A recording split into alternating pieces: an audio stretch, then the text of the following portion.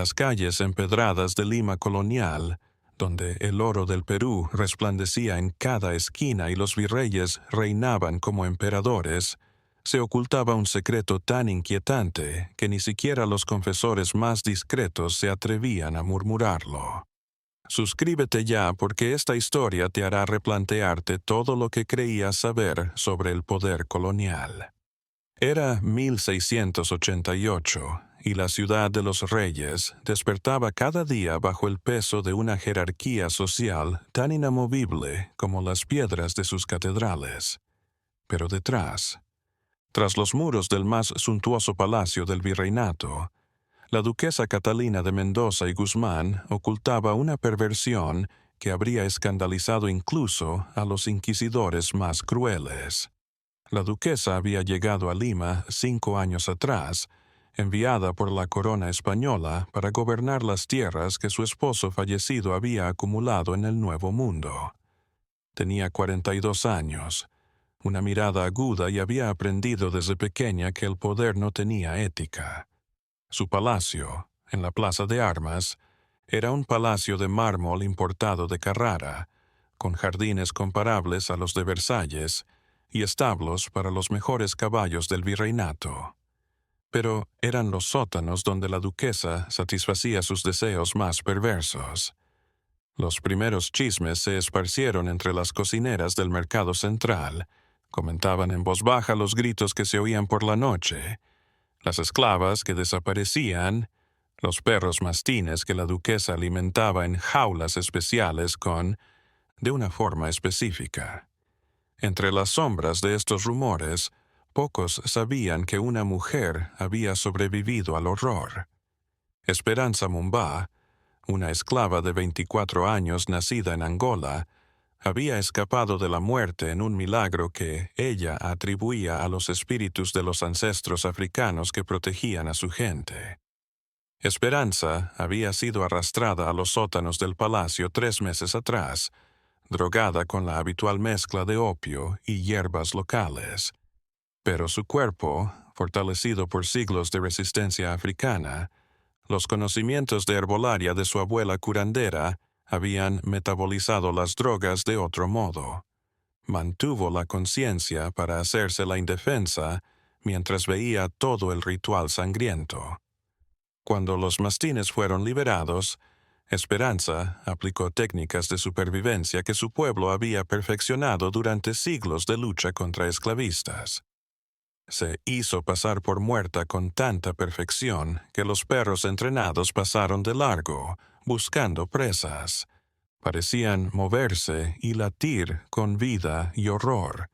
En medio del caos y la oscuridad, se arrastró hasta una alcantarilla que enlazaba con el sistema de drenaje colonial.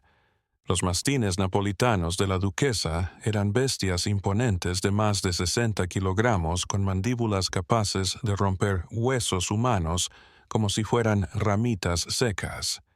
Había desarrollado esta afición cuando era joven en España, donde había presenciado las ejecuciones públicas en las que los reos eran devorados por perros. Entrenados para el show, Esperanza había salido de las cloacas de los barrios bajos de Lima, magullada pero viva, con una misión ardiendo en su corazón como fuego sagrado: vengar a todas sus hermanas caídas en los sótanos aristocráticos y hacerle sentir a la duquesa el mismo terror que había sembrado en tantas inocentes. En los barrios bajos de Lima, donde esclavos libertos y pobres indígenas formaban comunidades de resistencia silenciosa, Esperanza Mumba se había convertido en un mito susurrado. Sobrevivir al palacio de la duquesa la había convertido en más que una mujer. Era la prueba de que los fuertes podían ser derrotados. Esperanza conocía secretos antiguos que la hacían más peligrosa de lo que cualquier noble española podía imaginar. Su abuela materna, Singa Mumba, había sido una curandera reconocida en su tribu angoleña, conocedora de plantas medicinales y venenos naturales capaces de curar o mata según la dosis y la preparación. Estos conocimientos se habían pasado de generación en generación, guardados como armas de supervivencia. Los 3 meses que siguieron a su fuga, Esperanza había permanecido oculta en el laberinto de callejones que eran los barrios esclavos de Lima. Allí había hecho contacto con una red clandestina de resistencia conformada por esclavos fugitivos, indígenas rebeldes y mestizos desfavorecidos que compartían un odio hacia el régimen colonial español. Su principal compañera era María Cafusa, una mulata de 30 años que había comprado su libertad trabajando como partera y curandera en los barrios bajos de la ciudad. María conocía cada callejón, cada rincón, cada persona que arriesgaría su vida por la Libertas. Formaron una sociedad secreta llamada las Hijas de Yemanjá, en referencia a la diosa africana del mar y la justicia. La red abarcaba hasta Pedro Quispe, el joven jardinero indígena que tenía acceso, accediendo a las mansiones de la élite limeña. Ya Pedro sospechaba de las cosas turbias del palacio de la duquesa por sus propios medios, y cuando Esperanza le contó lo que había vivido, hallaron metas en común más allá de la raza. El plan que empezaron a elaborar era complicado y necesitaría meses de preparación. No era matar a la duquesa, lo que habría desatado una venganza sobre toda la población esclava de Lima. Querían una venganza mortal, simbólica y que pareciera un accidente o justicia divina. Esperanza había reconocido las hierbas venenosas de la región que podían utilizar para preparar pociones mortales indetectables para los médicos españoles de la época. La hierba del naa, el barbasco y algunas especies de hongos andinos podían mezclarse para preparar venenos capaces de simular enfermedades naturales. Pero él. Lo mejor de su plan era que había convertido en justicieros a los propios mastines de la duquesa. En sus semanas espiando el palacio, había notado que los perros eran alimentados por don Fernando todos los jueves por la mañana, en preparación para las ceremonias nocturnas. Esta rutina predecible era la oportunidad perfecta para colar sustancias que cambiarían por completo el comportamiento del perro. María Cafusa había hecho contacto con sirvientes del palacio que compartían en secreto su odio hacia la duquesa. Entre ellos se encontraba Tomás, un esclavo doméstico de las cocinas que a veces tenía acceso a las zonas donde se preparaba la comida para los mastines. Su participación era esencial para el plan de venganza. El grupo había resuelto atacar en la ceremonia que la duquesa organizó para festejar su 5º aniversario en Lima, la soberbia aristocrática que la arrastraba. Atraer testigos a su ritual sádico le daría la coartada perfecta para una venganza que parecería consecuencia de sus propias actividades delictivas. Esperanza había pasado noches enteras mezclando los venenos, siguiendo recetas transmitidas de generación en generación por mujeres africanas que habían resistido a los colonizadores con un conocimiento que éstos nunca llegaron a comprender. Cada ingrediente era recolectado, procesado y mezclado de acuerdo con rituales ancestrales que aseguraban máxima potencia y eficacia. En los meses de entrenamiento, la red de conspiradoras había aumentado, sumando piezas que ni la duquesa ni sus compañeros imaginaban.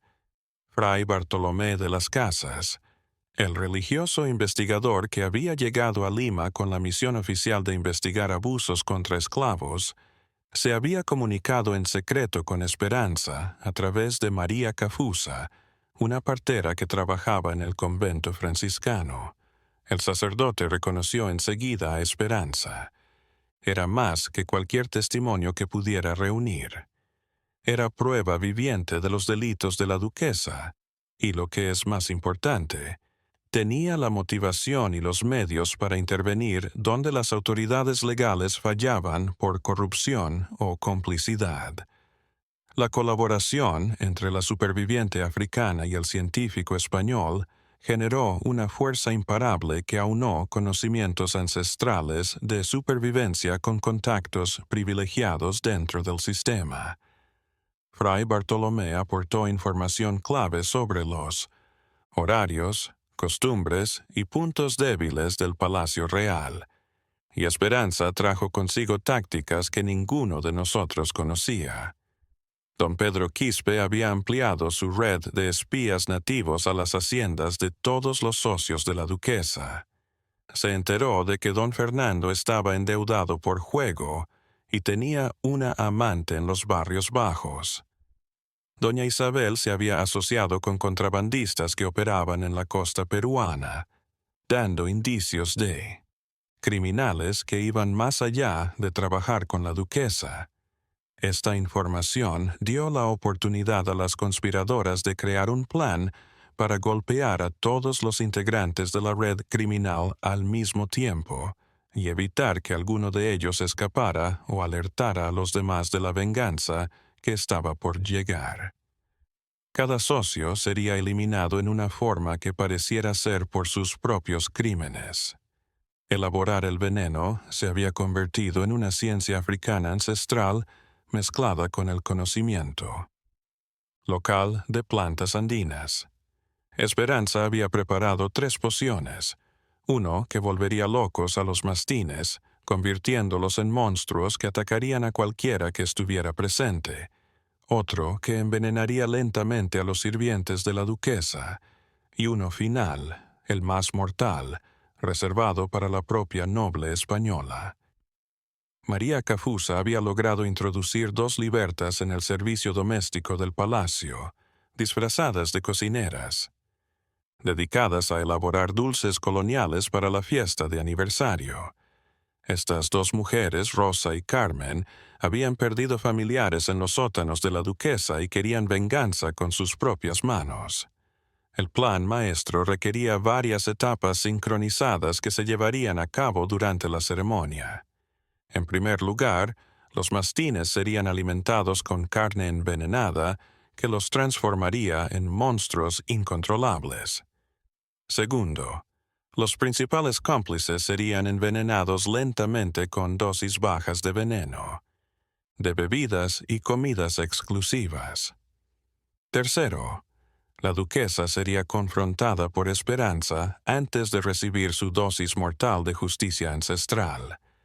Tomás, el esclavo de las cocinas, había revelado las prácticas de preparación de alimentos para la ceremonia. Conocía al dedillo los horarios de comida de los mastines, las bebidas favoritas de cada invitado, los puntos débiles de los preparativos. Fray Bartolomé había dispuesto que él, Inquisidor General don Francisco de Ávila, que llegó al palacio en plena ceremonia, pero no como investigador, sino como testigo involuntario de lo que parecía ser una tragedia provocada por las propias prácticas delictivas de la duquesa. La presencia de autoridades religiosas daría legitimidad oficial a los acontecimientos que se llevarían a cabo. La parte psicológica del plan era tan importante como la física. Esperanza había decidido que la duquesa debía saber por qué estaba siendo castigada y quién vengaba, no una muerte rápida y limpia, sino una que le haría sentir el mismo terror que había provocado en sus víctimas. Las armas serían las mismas que la duquesa había usado en sus crímenes, los mastines convertidos en verdugos, el palacio en tumba y el conocimiento de las plantas en libertad. Era justicia poética de parte de aquellos que habían sido víctimas de la crueldad. Aristocrática. El 15 de noviembre de 1688, amaneció con cielos despejados sobre Lima, como si los dioses antiguos hubieran conspirado para crear el clima ideal para la venganza que se había planeado durante meses. Esperanza Mumb se despertó antes del amanecer, realizando rituales de protección que su abuela le había enseñado. ligando su espíritu a las fuerzas ancestrales que guiarían su mano en la noche crucial.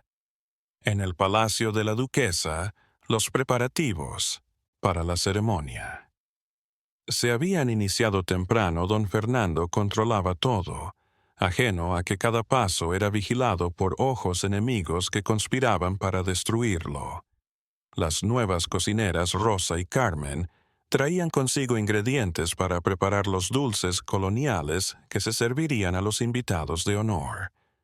Tomás había empezado a preparar la comida para los mastines, tal y como le habían indicado, en secreto.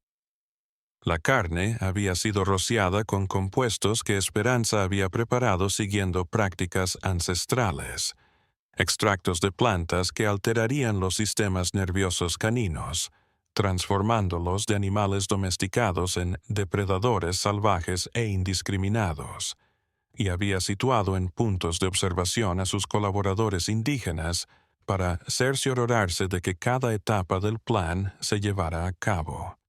La comunicación se hacía a través de señales tradicionales que por siglos los pueblos andinos habían esgrimido en contra de diversos tipos de opresión. A las 6 de la tarde llegaron al palacio los invitados. Don Rodrigo de Sanabria y don Sebastián de Loyola arribaron con la curiosidad de nobles ociosos en busca de diversiones exóticas. Doña Carmen de Altamirano había llegado curiosa por los famosos mastines, sin saber que presenciaría sucesos que la atormentarían por el resto de su vida. La duquesa recibía a sus invitados en sus mejores galas y con la expectación de un espectáculo que había preparado.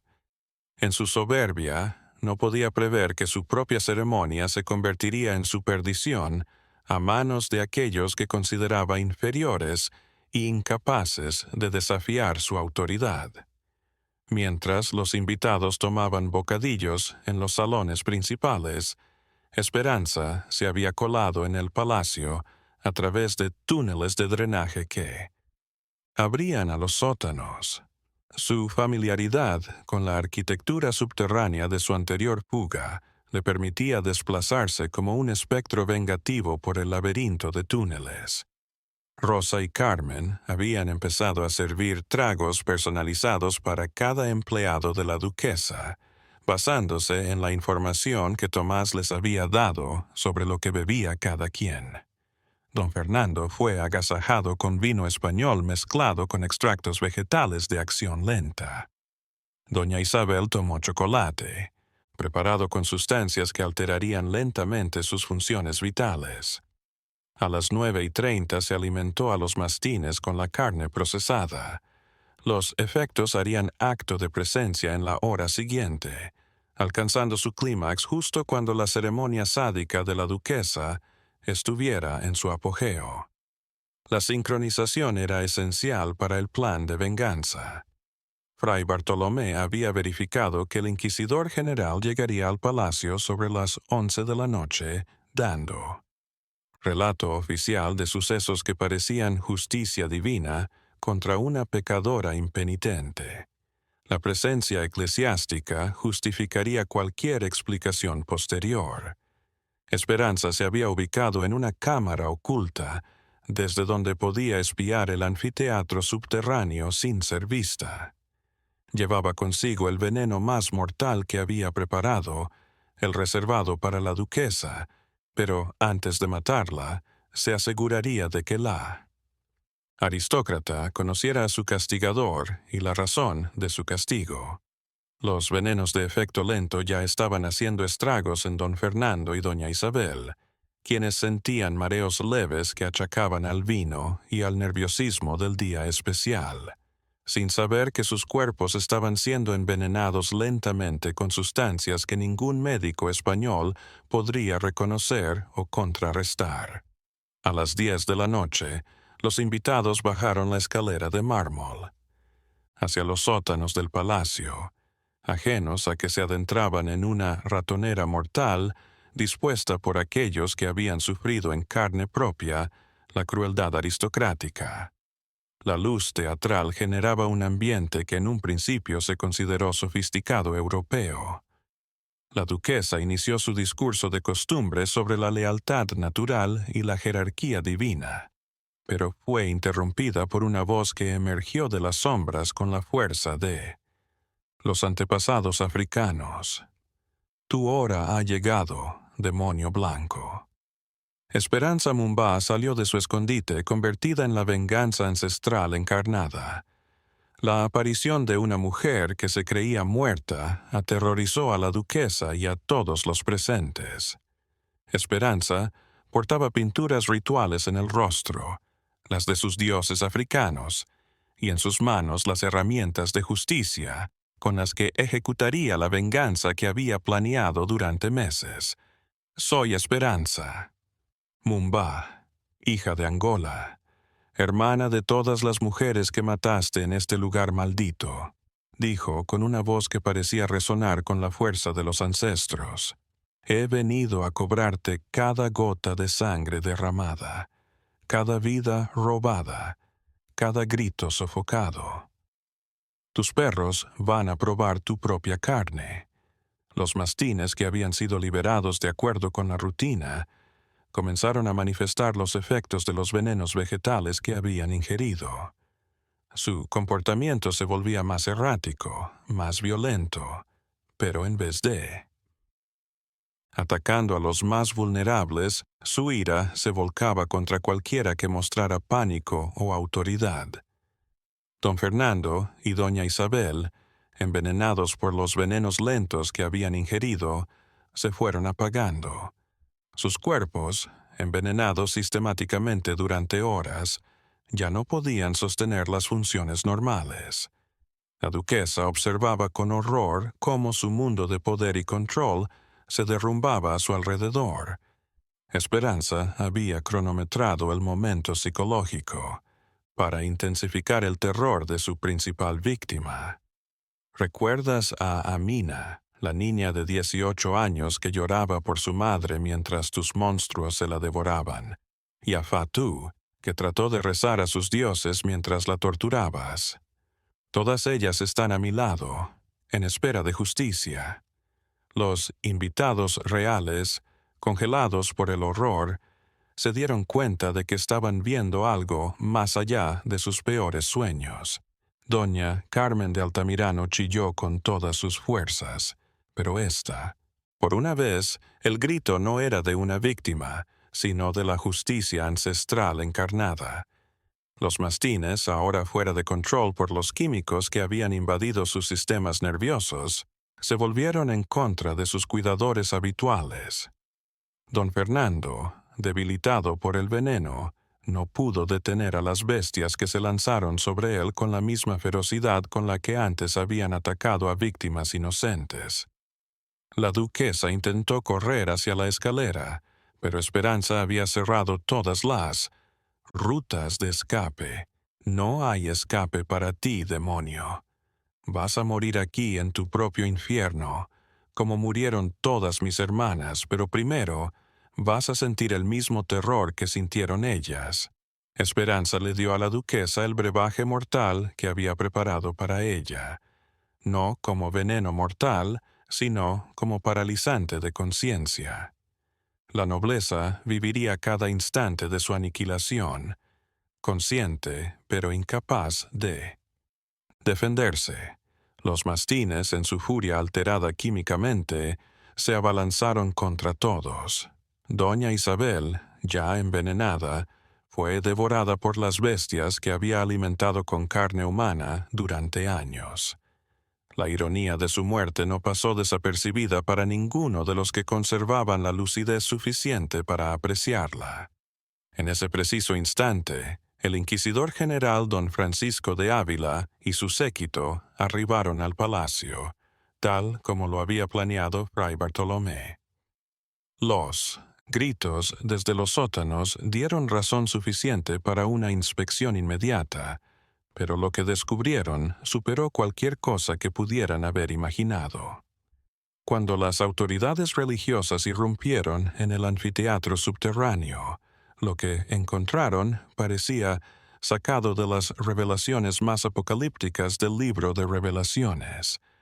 Los mastines, enajenados por las pociones vegetales, habían transformado el lugar en una carnicería donde los torturadores habían encontrado la misma. A sus víctimas. Esperanza Mumba estaba en medio del caos, pero no como víctima, sino como ejecutora de justicia ancestral. Cuando el inquisidor general la interrogó, no huyó ni negó nada, pero con la dignidad de alguien que había realizado una misión sagrada, respondió: «Soy Esperanza Mumba, hija de Angola, y vengo a saldar la deuda de sangre». Su confesión fue completa, pero lejos de ser la admisión. De culpabilidad de una criminal parecía el de una guerrera que hubiera luchado en una batalla justa contra el mal. Describió su plan, sus cómplices, sus métodos para llevar a cabo la venganza que las instituciones coloniales no habían podido dar. Esta mujer demonio mató a más de 60 de mis hermanas africanas y alimentó a sus monstruos con carne humana por placer sádico, testificó ante las autoridades atónitas. Las instituciones de el imperio nos trata como animales. Por eso usamos las formas antiguas de justicia que ustedes nunca habrían dado. Fray Bartolomé de las Casas se hallaba en una situación sumamente delicada. Como detective de policía, debía reprobar los métodos de Esperanza, pero como cristiano de la justicia, no podía negar que ella había hecho lo que sus propias investigaciones nunca podrían haber hecho: el castigo efectivo de criminales protegidos por su clase social. La existencia de testigos aristocráticos sobrevivientes complicaba el caso legal. Doña Carmen de Altamirano había sido testigo de los crímenes iniciales de la duquesa y de la venganza de Esperanza. Su declaración sería decisiva en la forma en que las autoridades coloniales tratarían un caso que desafiaba todas las categorías legales. Don Rodrigo de Sanabria, conmocionado por lo que había visto, pero todavía consciente de las ramificaciones políticas, trató de razonar que Esperanza debía ser ejecutada de inmediato para preservar el orden, pero su caso se derrumbó cuando tuvo que reconocer que había visto con sus propios ojos los crímenes en masa que habían provocado la venganza. Lo que más inquietaba a las autoridades coloniales era que Esperanza había demostrado habilidades organizativas, de planificación y ejecución, que desafiaban todas las ideas preconcebidas sobre la capacidad intelectual de los africanos esclavizados. Su plan había sido más simple, sofisticado que muchas campañas militares españolas. María Cafusa, Rosa, Carmen, Tomás y Pedro Quispe fueron detenidos como cómplices, pero sus interrogatorios destaparon una red de resistencia mucho mayor de lo que las autoridades sospechaban. La venganza contra la duquesa había sido solo la punta del iceberg de un movimiento clandestino que se extendía por toda la Lima colonial. Los métodos de Esperanza maravillarían y horrorizarían a los funcionarios españoles por igual. Utilización de plantas venenosas locales, potenciadas con sabiduría ancestral africana de modificación de la conducta animal, eran formas de resistencia que escapaban a su comprensión y control. La confesión de Esperanza dio información sobre otras células de resistencia que actuaban en otras ciudades del virreinato. Su captura había revelado a las autoridades coloniales un movimiento conspirativo de alcance internacional, uniendo comunidades africanas, indígenas y mestizas en una cadena de resistencia. El inquisidor general tenía un problema teológico, además de legal.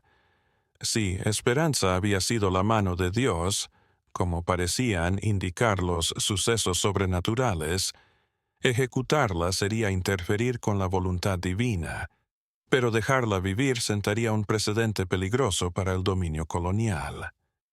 El juicio contra Esperanza Mumbai y sus socios se convirtió en el caso más polémico en la historia del virreinato peruano.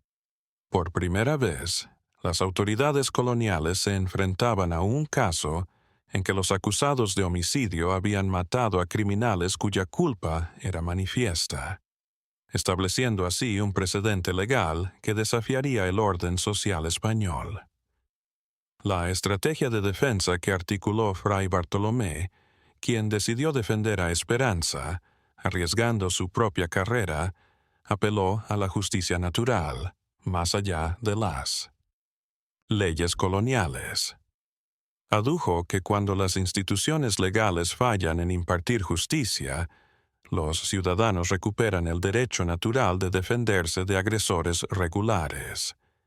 Las pruebas en el juicio revelaron toda la extensión de los delitos de la duquesa.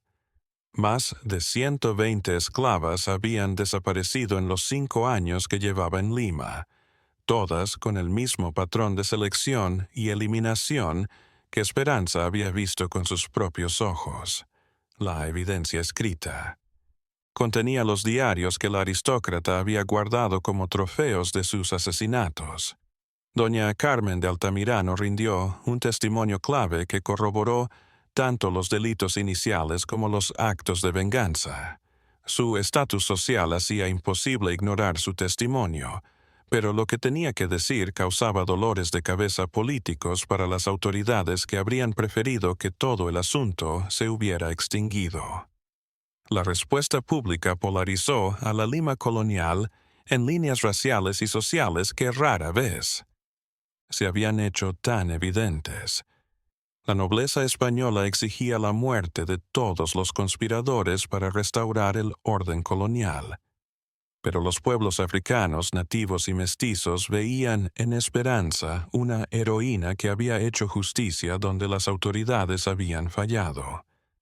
Las manifestaciones callejeras se propagaron fuera de Lima a otras ciudades del virreinato, donde pueblos sometidos vieron en el caso de Esperanza una oportunidad para desafiar al sistema, que los tenía esclavizados y sometidos. Las autoridades coloniales corrían el riesgo de rebeliones en masa si se equivocaban. Preguntado, el reo Pedro Quispe dio más información sobre redes de resistencia indígena que habían participado en la operación. Su declaración dejó entrever que la venganza había sido respaldada por redes organizadas que enlazaban comunidades desde Lima hasta Cusco, mostrando una capacidad de coordinación que las autoridades españolas no habían podido imaginar. Subestimado en todos los aspectos, los detalles técnicos del caso maravillaron a los funcionarios coloniales. El uso de conocimientos ancestrales africanos para elaborar pociones que modificaran el comportamiento animal eran poderes que no podía explicar científicamente. Esperanza había probado que los esclavizados tenían conocimientos sofisticados que podían usar como armas de resistencia. La defensa aportó argumentos teológicos que enredaron a las autoridades eclesiásticas.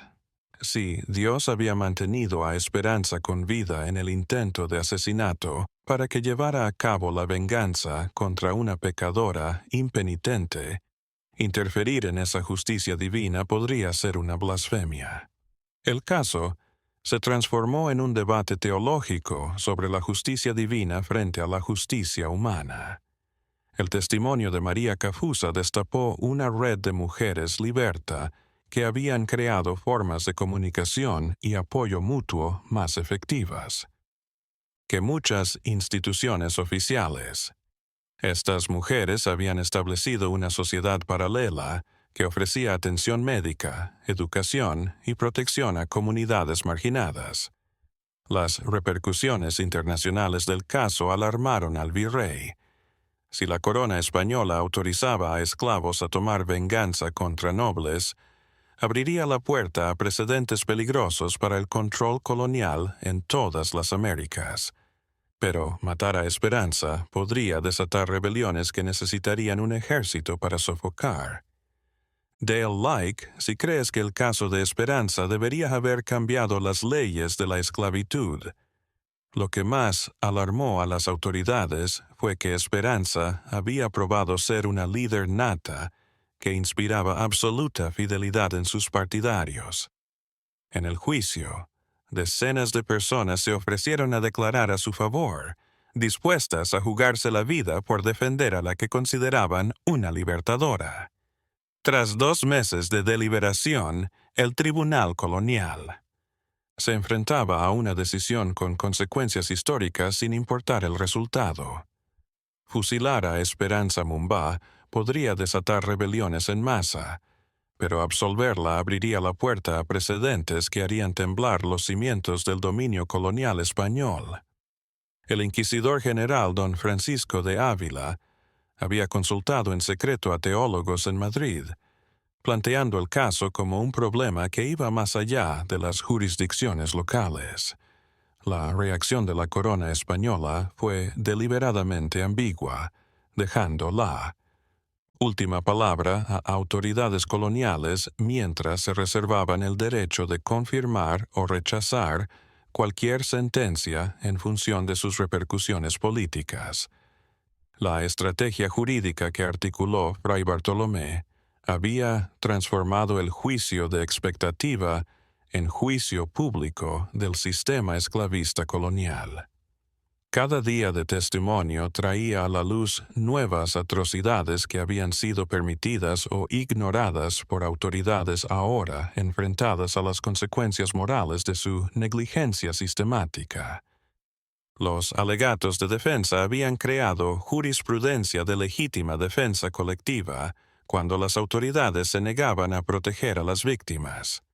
Este principio, si fuera reconocido oficialmente, cambiaría por completo las relaciones de poder en todas las colonias americanas de España. La tensión social había llegado a un punto de ebullición en Lima. Las manifestaciones diarias frente al tribunal contaban con asistentes de todas las comunidades marginadas del virreinato, unidos por primera vez en una causa común que iba más allá de las tradicionales divisiones entre africanos, nativos y mestizos. El resultado fue una decisión política que trataba de contentar a todas las partes enfrentadas sin resolver del todo la cuestión de fondo. Esperanza fue condenada por asesinato múltiple, pero las circunstancias inusuales del caso condujeron a una sentencia de exilio perpetuo en lugar de ejecución. La sentencia decía que Esperanza sería enviada como misionera religiosa a la frontera, donde serviría bajo autoridad eclesiástica, contribuyendo a evangelizar comunidades indígenas aisladas. Esta decisión la alejaba de Lima, pero reconocía tácitamente que sus actos tenían una justificación ética que atenuaba la responsabilidad penal. Sus cómplices fueron condenados a penas diferentes en función de su grado de participación. Se le condenó a 5 años de trabajos forzados, pero en obras de iglesias. Pedro Quispe, condenado a trabajos forzados, pero en proyectos de iglesias. Posibilitarían permanecer cerca de comunidades indígenas. María Cafusa, Rosa, Carmen y Tomás fueron condenados a servicio comunitario supervisado por autoridades religiosas. Las reformas que siguieron al caso incluían nuevas leyes sobre el tratamiento de los esclavos, inspecciones periódicas de las fincas aristocráticas y la creación de tribunales especiales para juzgar los casos de maltrato.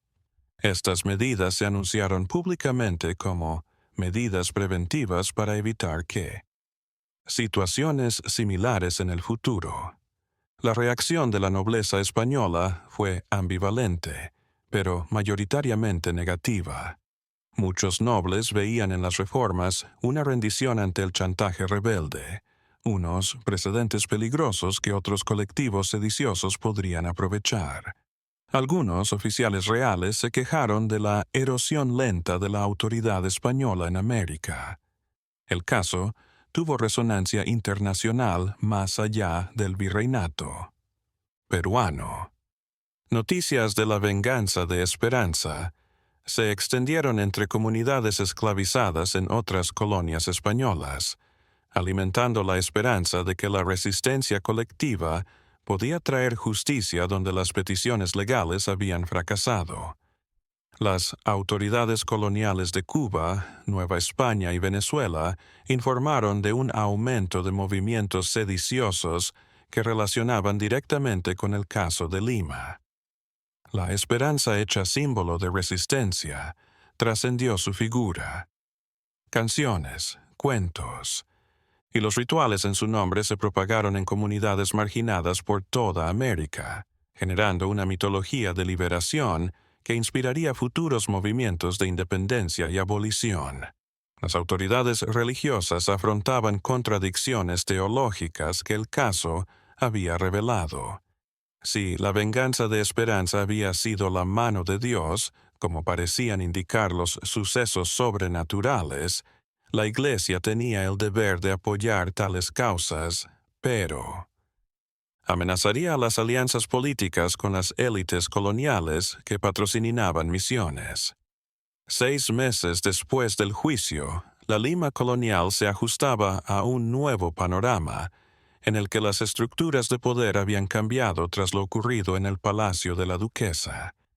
Las reformas que siguieron al caso habían cambiado la vida de esclavos y sirvientes, pero también habían provocado resentimiento entre las élites que veían en ellas como amenazas a su autoridad tradicional.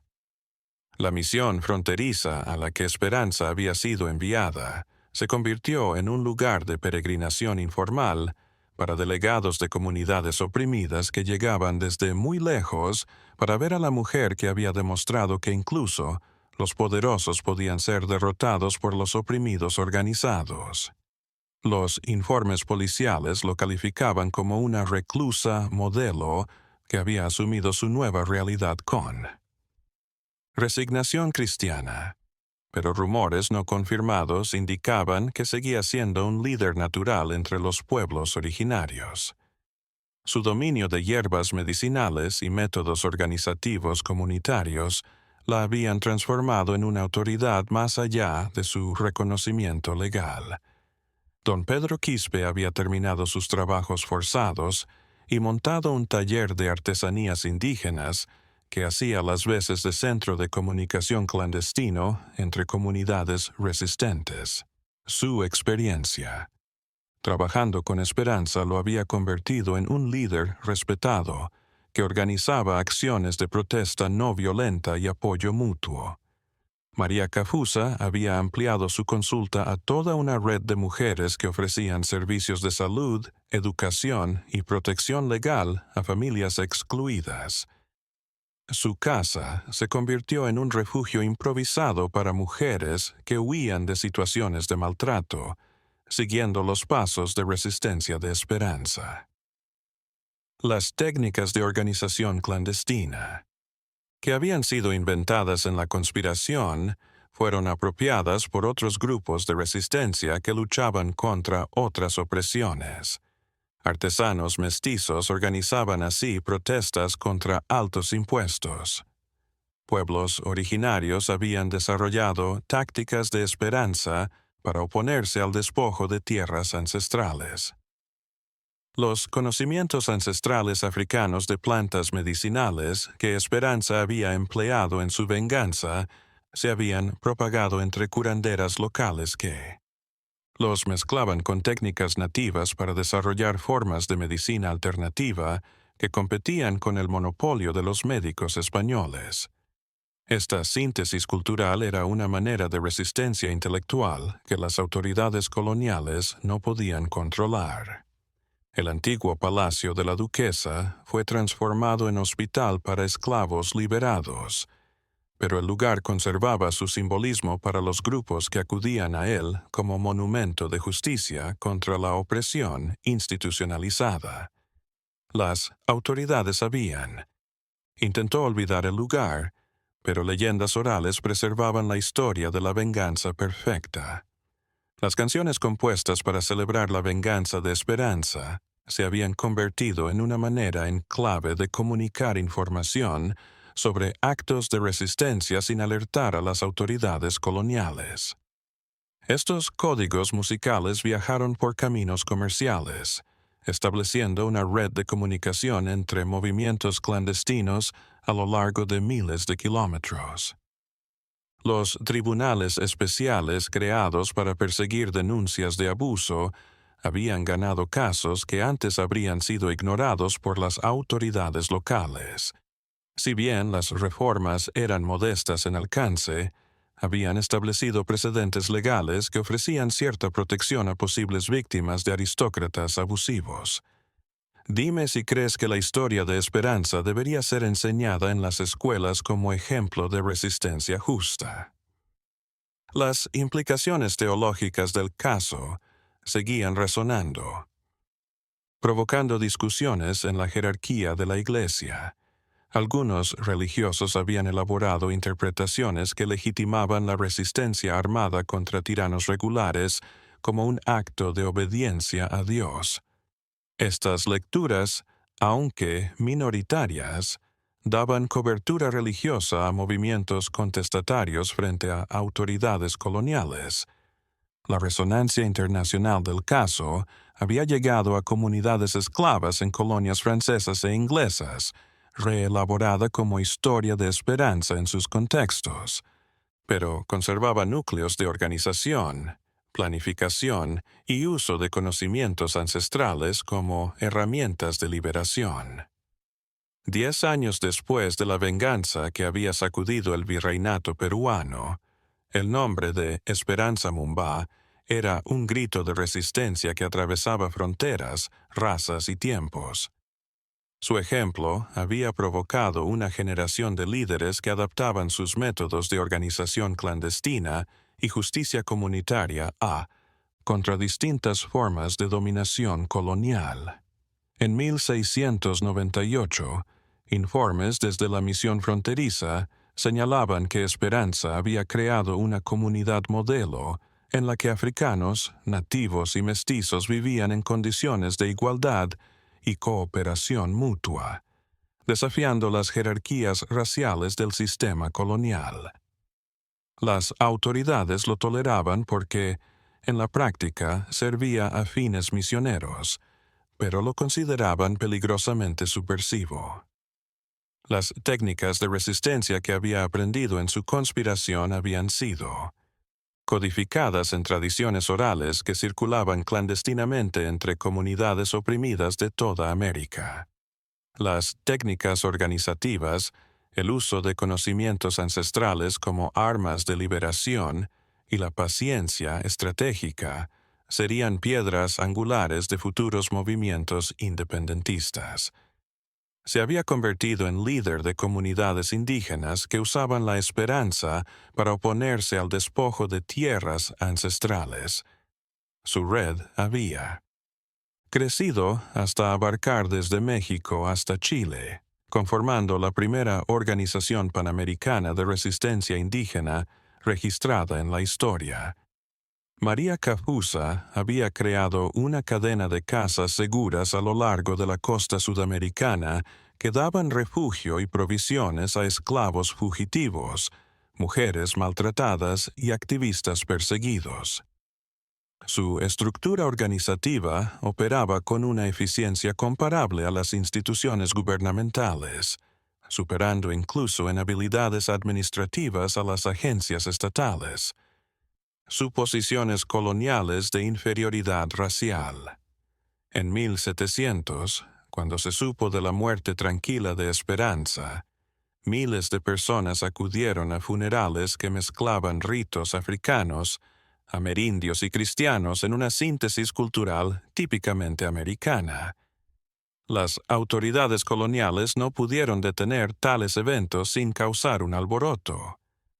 Las reformas legales que siguieron a su caso habían sentado precedentes que, en la futura codificación de leyes americanas, El reconocimiento del derecho a la legítima defensa colectiva cuando las instituciones fallaban fue un principio que sería invocado en los movimientos independentistas del siglo XIX. El conocimiento tradicional africano de plantas medicinales que Esperanza había traído se había mezclado con tradiciones locales y medicina europea, desarrollando sistemas de medicina popular que ofrecían alternativas accesibles a los tratamientos. Médicos subordinados a élites coloniales. La historia de cómo una esclava había logrado una justicia absoluta contra aristócratas intocables se había convertido en un mito fundacional de la resistencia americana. Las adaptaciones locales de su historia provocaron rebeliones exitosas contra los opresores en Jamaica, Haití, Brasil y otras colonias donde los africanos locales adoptaron sus tácticas. En los archivos secretos del Vaticano, guardados hasta hoy.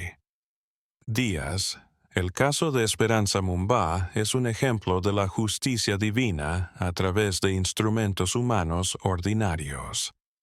Los teólogos que analizaron el caso dictaminaron que su venganza había sido moralmente justificada por la magnitud de los crímenes que castigó.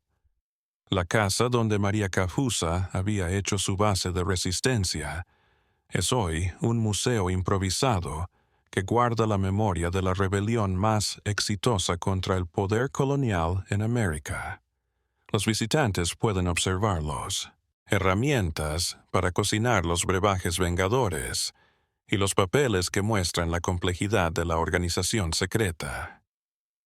El Palacio de la Duquesa, transformado en hospital, siguió funcionando durante décadas como un símbolo de cambio social, donde antiguos espacios de opresión se transformaron en espacios de curación.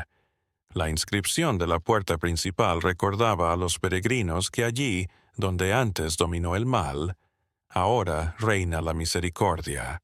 La hora de esperanza nunca terminó. Su memoria vive en cada acto de resistencia.